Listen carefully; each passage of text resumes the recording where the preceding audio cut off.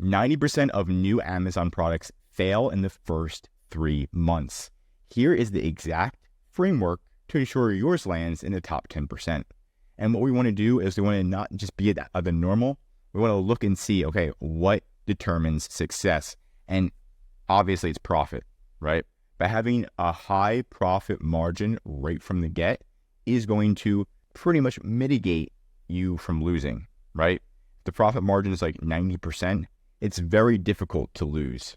And this is why we have the 3-to-1 profit rule. This is where you have around 33% of a profit margin, right? So what we're doing is 33% is for advertising, 33% is cost of goods, right? We got another 33%, which would equal up to around 100%. And that's going to be your other profit, right? So we want to make sure that you're making at least 33% profit margin. We're going to shoot for that from the get. Obviously, we might not land it there, but it's going to be good when you're finding your own product, right? This is just Helium 10. You're looking for a product and you're trying to find one that meets that profit margin status. It's going to usually be a unique product, right? Or a very boring product like light bulbs, like canvas boards, very boring. Things you would never expect. These are what's making tons of money, right? And then you can find items so quickly with that tool. That one's in the description. But the number 2 thing is, this is what I see a lot of sellers not doing. Actually, I see so many sellers just never doing this. And this is why they don't succeed in the long run.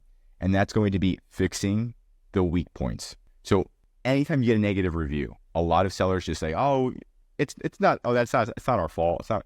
I don't care if you think it's a competitor or whatever. You need to look at it logistically.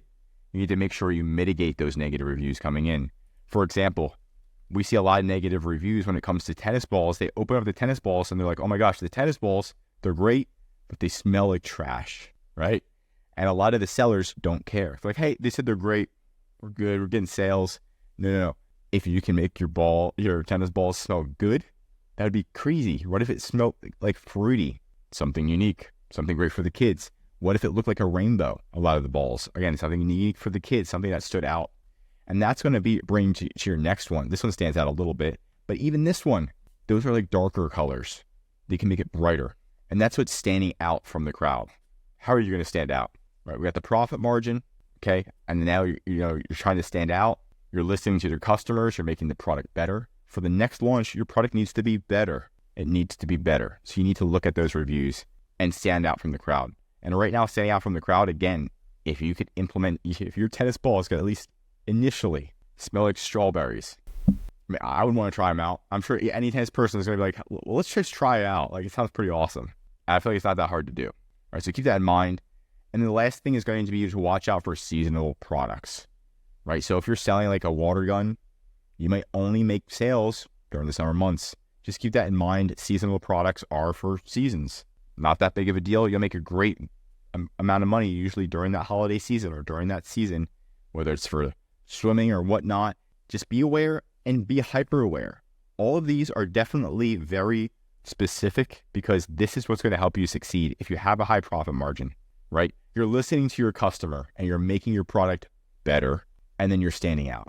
Those 3 things, just those, usually determine if you're going to be successful or not. And a lot of people, what they're focused on is just profit, but they're not focused on the rest. They don't realize how important the weak points are, right?